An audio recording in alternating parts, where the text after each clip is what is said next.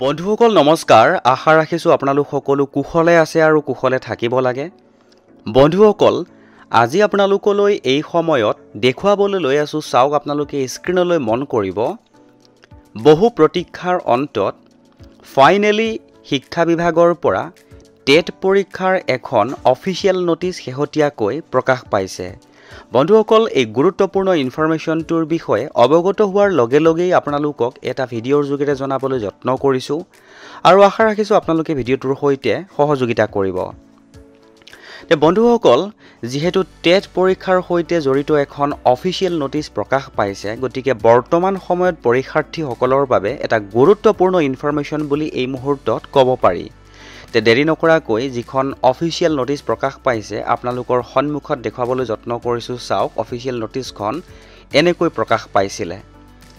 It is hereby informed to all concerned regarding TET-CAM recruitment examination 2024 for the post of graduate teachers papers 1 held on 19/1/2025 that the candidates who are presently selected for documents verification will be able to download their admit card where maximum total marks inclusive of weightage marks will be reflected. Such candidates will have to appear at the designated venue on a specified date and time along with the required documents as mentioned in the admit card for the document verification. All other candidate will be able to download their mark sheet where total marks will be reflected including their weightage marks wherever applicable. The বন্ধুসকল নিশ্চয়কৈ গম পাইছে যে যোৱা 19/1/2025 তাৰিখে যেটো graduate টিচাৰৰ paper 1ৰ যেটো পৰীক্ষা অনুষ্ঠিত কৰা হৈছিল সেই পৰীক্ষাৰ্থীসকলে তেওঁলোকৰ যি টোটেল মাৰ্কটো পাইছে কোন ক্যান্ডিডেট সিলেকশন পাইছে সেই গোটেই ইনফৰমেশ্যনটো প্ৰকাশ কৰা হ'ব বুলি উল্লেখ কৰিছে আৰু এইখিনিতে উল্লেখ কৰিব পাৰি যে তেওঁলোকে যেটো ডেজিগনেটেড ভেনু উল্লেখ কৰিব তাতে ক্যান্ডিডেট সকলে তেওঁলোকৰ যি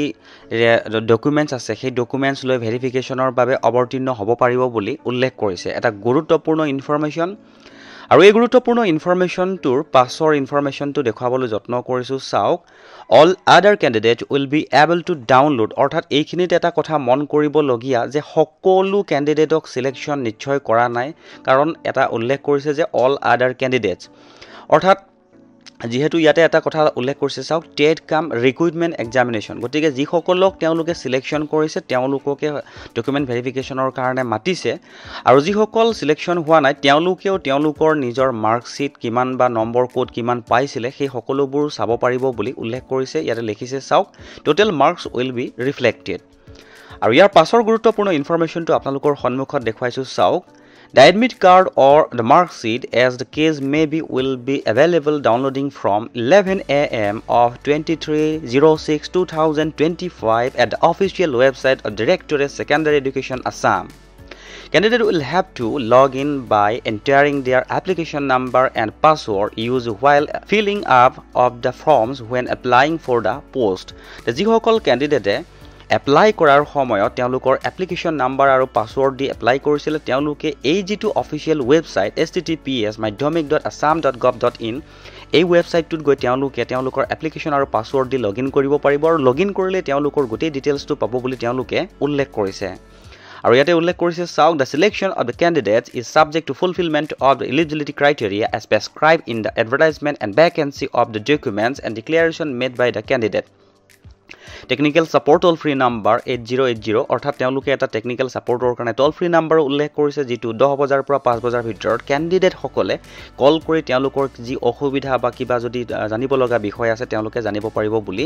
উল্লেখ কৰিছে তে বন্ধুসকল এটা গুৰুত্বপূৰ্ণ ইনফৰমেশ্যন পালো বৰ লগে লগে শেয়াৰ কৰি দিলো যদি আগলৈকো এনেকুৱা কিছুমান গুৰুত্বপূৰ্ণ ইনফৰমেশ্যন পলকতে পাই থকাটো বিচাৰে তেনে হলে চেনেলটো সাবস্ক্ৰাইব কৰি হাত ৰাখিব বুলি আশা ৰাখিলো